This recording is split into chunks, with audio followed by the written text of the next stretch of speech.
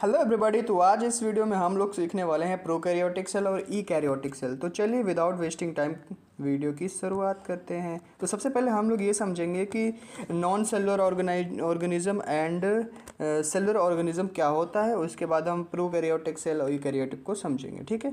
लेकिन उससे पहले हमारा जो टर्म है वो है नॉन सेलुलर ऑर्गेनिज्म, यानी वो ऑर्गेनिज्म जो क्या हो, सेल से मिलकर ना बना हो। जैसे नॉन मतलब क्या होता है? नॉन मतलब होता है नहीं। नॉन मतलब क्या होता है? नहीं, यानी जो। और सेलुलर मतलब क्या होता है? सेल, यानी जो सेल से नहीं मिलके बना होगा वही क्या होगा हमारा, वो ऑर्गेनिज्म क्या होगा हमारा? नॉन सेलुलर ऑर्गेनिज्म होगा। जैसे कि इसको अच्छे से देखो, इसको ऐसे समझे कि that do not contain any cell in their body organisation, यानी जिसके बॉडी में कोई भी सेल ऑर्गेनाइजेशन नहीं होगा उसे क्या बोलेंगे? नॉन सेलुलर ऑर्गेनिज्म बोलेंगे। अब जो सेल होता है वो आपको पता ही होगा, हमने पिछले लेक्चर में पढ़ चुका है कि उसमें ऑर्गेनल पाए जाते हैं, जैसे माइक्रोकॉन्ड्रिया हो गया, साइटोप्लाज्म हो गया, हाँ, प्लास्टिस हो गया, राइबोसोम हो गया, डीएनए हो गया, न्यूक्लियस हो गया, ये सारी चीज़ें पाई जाती हैं। लेकिन नॉन सेलुलर ऑर्गेनाइजेशन में क्या होगा, नॉन सेलुलर ऑर्गेनिज्म में क्या होगा? ये सारी चीज़ें नहीं पाई जाएंगी, ठीक है। जब ये नहीं पाई जाएंगी तो इसको क्या बोलेंगे? नॉन सेलुलर ऑर्गेनिज्म बोलेंगे। जैसे कि इसका इसका एग्जांपल है वायरस। वायरस क्या होता है? वायरस के पास कोई भी सेल ऑर्गेनल नहीं प्रेजेंट होता, इसीलिए हम इसको वायरस बोलते हैं, क्योंकि ये लिविंग और नॉन लिविंग दोनों होता है। इसको एक अच्छी तरीके से और समझते हैं। हमारा नॉन सेलुलर ऑर्गेनिज्म क्या है? यानी non cellular organism is a non-cellular organism is a living entity that do not have a cellular structure। है तो लिविंग एंटिटी, लेकिन उसके पास क्या है? सेलुलर स्ट्रक्चर नहीं है। That do not have cellular structure, उसको क्या बोलेंगे? नॉन सेलुलर ऑर्गेनिज्म, ठीक है। अब जब सेलुलर स्ट्रक्चर ही नहीं होगा भैया, तो उसके पास साइटोप्लाज्मा भी नहीं होगा। जब उसके पास साइटोप्लाज्मा भी नहीं होगा तो न्यूक्लियस भी नहीं होगा, और जब न्यूक्लियस नहीं होगा तो सेल मेम्ब्रेन कैसे होगा? सेल मेम्ब्रेन कैसे होगा? सेल वॉल कैसे होगा, है ना? ऑर्गेनल कैसे होंगे? ये सब क्यों नहीं है? क्योंकि ये तो सेल से मिलके बना ही नहीं है। ये तो सेल से मिलके बना ही नहीं है, not made up of cell. क्योंकि ये सेल से मिलके बना ही नहीं है तो इसके पास ये सारे सेल के जो फंक्शन है वो नहीं होंगे। आपने कहा भैया कि जो वायरस होता है और नॉन सेलुलर ऑर्गेनिज्म होते हैं वो सेल से नहीं मिलके बने होते, फिर वो बने किससे होते हैं? सबसे बड़ा सवाल ये आ गया कि फिर वो बने किससे होते हैं। तो आओ देखते हैं वो बनते किससे हैं। जैसे हमने हमारा जिसका एग्जांपल है वायरस हो गया, कोरोना वायरस हमने देखा ही है।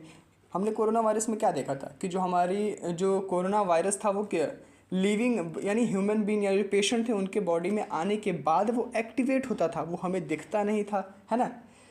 तो इसलिए क्या होता था, हमारे बॉडी में आने के बाद वो एक्टिवेट हो जाता था, यानी वो नॉन लिविंग था। जब वो लिविंग के कांटेक्ट में आता था तो क्या हो जाता था? लिविंग हो जाता था, ठीक है। तो चलिए अब इस सवाल का जवाब देते हैं कि हमारा जो वायरस है वो बना किससे? भैया आप कह रहे हैं कि सेल से नहीं बना, तो बना किससे?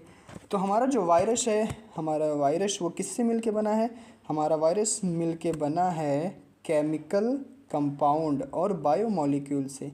A virus is a made up of chemical compound and और बायोमोलिक्यूल्स। हाँ, अब बायोमोलिक्यूल्स और केमिकल कंपाउंड कौन कौन से हैं ये थोड़ा समझ लेते हैं। हमारे जेनेटिक मटेरियल जैसे डीएनए हो गया, हाँ, आरएनए हो गया, ये सब क्या है? प्रोटीन कोटिंग हो गया, प्रोटीन की कोटिंग हुई रहती है। इनसे मिलके हमारा क्या बनता है? वायरस बनता है। हमने क्या देखा कि नॉन सेलुलर ऑर्गेनिज्म होता है। नॉन सेलुलर ऑर्गेनिज्म वो ऑर्गेनिज्म होते हैं जिसके अंदर सेल के फंक्शन नहीं पाए जाते हैं, जो सेल से मिलकर नहीं बने होते हैं, और लिविंग और नॉन लिविंग होते हैं, ठीक है भैया। फिर जो वायरस का हमने एग्जांपल दिया, भैया वायरस किससे मिलके बना है? तो जो हमारा वायरस है वो किससे मिलके बना है? वो बना है केमिकल कंपाउंड एंड बायोमोलिक्यूल से मिलकर बना है, ठीक है। हमने समझ लिया कि किससे मिलके बना है? केमिकल कंपाउंड से मिलके बना है एंड बायोमोलिक्यूल से मिलके बना है। और ये कह सकते हैं केमिकल कंपाउंड और बायोमोलिक्यूल्स, यानी या तो केमिकल कंपाउंड बेसिकली बोल दो या तो बायोमोलिक्यूल्स बोल दो, बात एक ही है, ठीक है। जैसे कि डीएनए हो गया, आरएनए हो गया, और प्रोटीन से, प्रोटीन और डीएनए और आरएनए। अब आपको पता होगा कि डीएनए आरएनए में प्रोटीन पाई जाती है, ठीक है। तो चलिए आगे बढ़ते हैं, हमें वायरस किससे बना है ये पता चल गया। अब चलते हैं सेलुलर ऑर्गेनिज्म के पास। यानी हमने पढ़ा था नॉन सेलुलर, यानी जो नॉन मतलब नहीं, सेल मतलब सेल, सेलुलर मतलब सेल, जो सेल से नहीं मिलके बना है उसको नॉन सेलुलर बोलते थे। यहाँ पे तो सेलुलर बोल रहा है भैया, यहाँ पे तो सेलुलर बोल रहा है। सेलुलर ऑर्गेनिज्म यानी जो सेल से मिलके बना होगा। हाँ, जो सेल से मिलके बना होगा उसको क्या बोलेंगे, उसको बोलेंगे हम लोग सेलुलर ऑर्गेनिज्म। जैसे कि इसकी डेफिनेशन पढ़ते हैं। A cellular organism are those organism that have a proper cell structure, यानी प्रॉपर सेल स्ट्रक्चर की बात कर रहा है। Proper cell structure including cell membrane, cytoplasm and genetic material, यानी जिसके जो एक प्रॉपर सेल स्ट्रक्चर हो, जिसके पास सेल मेम्ब्रेन हो, जिसके पास साइटोप्लाज्म हो, जिसके पास जेनेटिक मटेरियल हो, जिसके पास न्यूक्लियस हो, न्यूक्लियोटाइड हो, प्लास्टिस हो, आरएनए हो, डीएनए हो, हाँ, माइक्रोकॉन्ड्रिया हो, हाँ, गोल्गी बॉडीज़ हो, ठीक है, ये सब क्या है, यानी जिसके पास ये सारी चीज़ें होंगी वो क्या होगा, हमारा सेलुलर ऑर्गेनिज्म होगा, सेलुलर ऑर्गेनाइजेशन होगा उसका। ठीक है, ठीक, आप समझ में आ गया आपको। तो चलिए इसके टाइप्स को देख लेते हैं। हमने इसके टाइप्स को पढ़ चुका होगा, यूनिसेलुलर ऑर्गेनिज्म और मल्टी सेलुलर ऑर्गेनिज्म। यानी यूनिसेलुलर ऑर्गेनिज्म क्या होता है, यूनिसेलुलर ऑर्गेनिज्म वो ऑर्गेनिज्म होता है जो किससे मिलके बना होता है, सिंगल सेल से, जिसके पास क्या होगा, सिंगल सेल होगा। जैसे कि बैक्टीरिया की बात हो गई, अमीबा की बात हो गई। हाँ, यूनिसेलुलर मतलब सिंगल सेल, यूनी मतलब सिंगल, सिंगल सेल, जो सिंगल सेल से मिलके बना होगा उसको क्या बोलेंगे, यूनिसेलुलर। जैसे कि सिंगल सेल से मिला है तो यूनिसेलुलर बोल देंगे। एग्जाम्पल क्या है इसका, इसका एग्जाम्पल है बैक्टीरिया एंड अमीबा। ठीक है, आ गया समझ में। चलिए, अमीबा बैक्टीरिया हो गया। अब बात करते हैं मल्टी सेलुलर के बारे में। मल्टी मतलब एक से ज़्यादा। हमने यही सीखा होगा कि मल्टी मतलब एक से ज़्यादा। जब एक से ज़्यादा यानी मैनी सेल, वन और मोर देन वन सेल, उसको क्या बोलेंगे, यानी एक से ज़्यादा सेल को हम क्या बोलेंगे, मल्टी सेलुलर ऑर्गेनिज्म बोलेंगे। ठीक है, एक से ज़्यादा सेल को क्या बोलेंगे, मल्टी सेलुलर ऑर्गेनिज्म। यानी जो एक सेल से ज़्यादा सेल से मिलके बना होगा, यानी मैनी सेल्स, यानी billion and millions of cell से मिलके बना होगा, उसे हम क्या बोलेंगे, मल्टी सेलुलर ऑर्गेनिज्म। जैसे हम हो गए, ह्यूमन बीन हो गए, प्लांट हो गया, एनिमल हो गए। आगे समझ में। तो चलिए अब हम लोग चलते हैं प्रोकैरियोटिक एंड यूकैरियोटिक के बारे में पढ़ेंगे। लेकिन उससे पहले एक टर्म और है, वो टर्म क्या है, प्रिमिटिव सेल। अब प्रिमिटिव मतलब क्या होता है इसको समझ लेते हैं। प्रिमिटिव सेल क्या होता है, इज़ अ सिंपल और लेस डेवलप्ड सेल। जैसे हमारे क्लास में कुछ बच्चे ऐसे होते होंगे आपके क्लास में कि जो ना तो बहुत पढ़ने में तेज हैं और ना ही बहुत पढ़ने में वीक हैं, मीडियम है। यानी अगर उनसे 10 मान लो एग्ज़ाम होता होगा 10 नंबर का, तो वो 10 में से कभी 4, कभी 6, कभी 3, कभी 7 ऐसे पा जाते होंगे। ठीक है, यानी जो मिडिल में रहते हैं। हाँ, यानी वैसे ही प्रिमिटिव सेल क्या होता है, जो simple and less developed cell that has a basic structure and lack advance feature, जिसके अंदर एडवांस फीचर नहीं होता, बेसिक स्ट्रक्चर होगा लेकिन एडवांस फीचर नहीं होगा। अब जैसे क्लास की ही बात हमने एग्जांपल लिया कि जो क्लास के कुछ बच्चे होंगे जो बहुत पढ़ने में तेज होंगे एकदम, और कुछ होंगे एकदम गधे होंगे। लेकिन प्रिमिटिव सेल क्या की एग्जांपल कौन होंगे, वो मिडिल वाले। वो मिडिल वाले क्या, ना तो बहुत पढ़ने में तेज, कभी काम कंप्लीट कर लिया, मान लो 3 सब्जेक्ट का काम कंप्लीट है, 2 सब्जेक्ट का नहीं कंप्लीट है। 10 में से कभी 5 आ जा रहा है, कभी 6 आ जा रहा है, कभी 4 आ जा रहा है। ठीक, जो मिडिल में होते होंगे। ठीक है, तो यानी प्रिमिटिव सेल यानी वो सेल होता है जो लेस डेवलप्ड सेल होता है। हाँ, simple and less developed cell and has a basic structure and lack और एडवांस फीचर उसमें नहीं होते हैं, एडवांस फीचर। ठीक है, आया समझ में। जैसे कि एडवांस फीचर यानी जैसे लैक ऑफ ट्रू न्यूक्लियस नहीं होता है, मेम्ब्रेन बाउंड ऑर्गेनल्स नहीं होते हैं। ठीक है, ठीक है, अब समझते हैं प्रोकैरियोटिक सेल के बारे में। प्रोकैरियोटिक सेल क्या होता है बेसिकली, अभी मैं इसके स्ट्रक्चर्स को आपको और अच्छे से डिफाइन करूँगा। ठीक है, तो prokaryotic cell is a primitive cell in which genetic material is not unclosed with the nucleus. यानी जेनेटिक मटेरियल इसमें किसमें, न्यूक्लियस में नहीं होगा। क्यों, क्योंकि भाई जेनेटिक मटेरियल नहीं होगा। क्यों, क्योंकि प्रिमिटिव सेल है। कौन सेल है, प्रोकैरियोटिक। अब जो प्रिमिटिव सेल में हमने ये समझा है अभी कि प्रिमिटिव सेल में यहाँ पे क्या है, यहाँ पे lack of true nucleus. True nucleus वो होता है यानी जिसके अंदर डीएनए आरएनए एक फुलफिल एक हेल्दी न्यूक्लियस पाया जाता है, यानी यहाँ पे हेल्दी न्यूक्लियस नहीं पाया जा रहा है। और जब हेल्दी न्यूक्लियस नहीं पाया जाएगा तो डीएनए कैसे होगा, जेनेटिक मटेरियल कैसे होंगे, ठीक है। तो वही बोल रहा है कि a prokaryotic cell is a primitive cell which the genetic material not enclosed with a nucleus membrane and is freely present in the cytoplasm। Nucleus membrane नहीं होता है एंड ये क्या होता है, freely present in the cytoplasm. अभी freely present क्या होते हैं साइटोप्लाज्म में भैया, यानी जो इसके जेनेटिक मटेरियल होते हैं वो किस में प्रेजेंट होते हैं, फ्रीली साइटोप्लाज्म में प्रेजेंट होते हैं। जैसे आर्की बैक्टीरिया हो गया, हाँ साइनोबैक्टीरिया हो गया।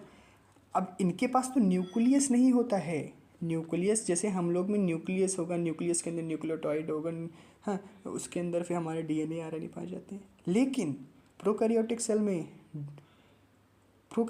में क्या है, वो फ्रीली रहते हैं, न्यूक्लियस मेम्ब्रेन एंड अनक्लोज। बोले ना कि genetic material is not unclose with a nucleus membrane and it is freely present in the cytoplasm. इसके जो जेनेटिक मटेरियल हैं वो क्या होते हैं, वो फ्रीली होते हैं, freely present in the cytoplasm. Genetic material freely present in the cytoplasm. आया समझ में, genetic material freely present in the cytoplasm, ठीक है। यहाँ तक समझ में आ चुका है। तो चलिए अब आगे बढ़ते हैं। इसके एग्जाम्पल हमने देख लिया, जैसे हमारे इसके एग्जाम्पल क्या क्या हैं, आर्ची बैक्टीरिया हो गया, साइनोबैक्टीरिया हो गया, ये सब इसके एग्जाम्पल हैं किसके, प्रोकैरियोटिक के। तो हमने प्रोकैरियोटिक समझा, प्रिमिटिव सेल होता है। प्रिमिटिव सेल यानी जो उतना डेवलप्ड नहीं, उतना एडवांस नहीं होता है, लेकिन इसके अंदर सेल पाया जाता है बच्चों, साइटोप्लाज्म पाया जाता है, जेनेटिक मटेरियल होते हैं लेकिन न्यूक्लियस नहीं होता। न्यूक्लियस अब जेनेटिक मटेरियल हमने अभी तो यही सीखा था, जेनेटिक मटेरियल होगा वो कहाँ पाया जाएगा, न्यूक्लियस के अंदर पाया जाएगा। लेकिन यहाँ पे साइटोप्लाज्म में फ्रीली मूव करते हैं, ठीक है, तभी ये हम हाँ क्योंकि ये प्रोकैरियोटिक सेल है, ठीक। अब ईकैरियोटिक सेल की बात कर लेते हैं, ठीक है। ईकैरियोटिक सेल की बात करते हैं हम लोग। ईकैरियोटिक सेल क्या होता है, eukaryotic cell is a cell which the genetic material is enclosed with a nucleus membrane, यानी जो किससे, न्यूक्लियस मेम्ब्रेन से क्लोज्ड होगा, हाँ, फॉर्मिंग अ ट्रू न्यूक्लियस। और कैसा ट्रू न्यूक्लियस फॉर्म करेगा, जिसके अंदर and contain membrane bound organelle. यहाँ पे ऑर्गेनल नहीं था, हाँ प्रोकैरियोटिक सेल में हमारा कोई ऑर्गेनल नहीं था। अब प्रोकैरियोटिक सेल को हम थोड़ा और अच्छे से समझाने के लिए आपको ले चलते हैं उसके डायग्राम में, जिससे आप उसे और अच्छे से समझेंगे, ठीक है। ठीक, ये हमारा प्रोकैरियोटिक सेल है, ठीक है।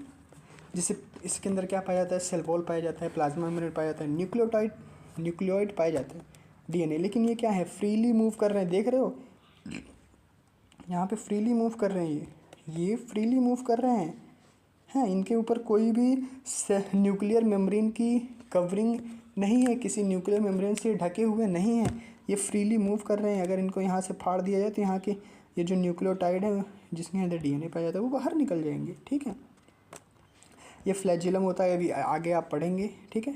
फ्लैजिलम हो गया, ओके। और ये हमारा प्लास्टिस है, साइटोप्लाज्म है, राइबोसोम है। प्रोकैरियोटिक सेल में जेनेटिक मटेरियल पाए जाएंगे, लेकिन वो क्या होंगे, वो होंगे फ्री फ्रॉम, किस फॉर्म में होंगे, फ्री फॉर्म में होंगे, ठीक है, ठीक है। आपको समझ में आ गया। अब ईकैरियोटिक सेल को भी देख लेते हैं। ईकैरियोटिक सेल, हाँ ईकैरियोटिक सेल देखो यहाँ पे, ईकैरियोटिक सेल के हमने यहाँ पे दो एग्जांपल ले लिए हैं, प्लांट के और एनिमल के, दोनों ले लिया है मैंने। तो आपको मैं पहले प्लांट का दिखाता हूँ कि प्लांट का कैसा होता है। इसमें देखो, ठीक है, प्लांट वजह से हमारा सेल मेम्ब्रेन हो गया, हाँ ये सेल मेम्ब्रेन हो गया। इसके बाद सेल वॉल हो गया, जो कोटिंग है ये सेल वॉल है, ठीक है। ये क्या है हमारी कोटिंग, इसको क्या बोलेंगे, सेल वॉल बोलेंगे, ठीक है। इसके बाद हमारा इसमें एमाइलोप्लास्ट है, ये सारी चीज़ें, जैसे सेंट्रल वैक्यूल हो गया ये, ठीक है, क्लोरोप्लास्ट हो गया, हाँ गोल्गी ऑपरेटस हो गया।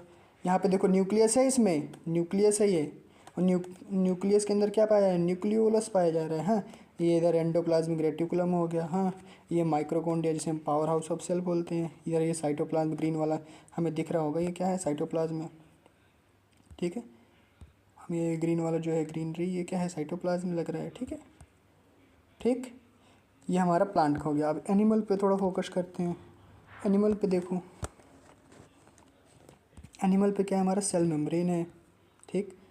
ये सेल मेम्ब्रेन हो गया। गोल्गी ऑपरेटस है, गोल्गी ऑपरेटस के बाद क्या है, सेंट्रोजोम है, हाँ, वैक्यूल है, माइक्रोकोंडिया, यानी ये एक वेल डिफाइंड ट्रू न्यूक्लियस इसमें प्रेजेंट है। वेल डिफाइंड एकदम 100% मैच्योर सेल है, ना कि प्रिमिटिव सेल है। 100% हाँ एडवांस सेल है जिसके अंदर ये सारी फीचर्स पाए जा रहे हैं।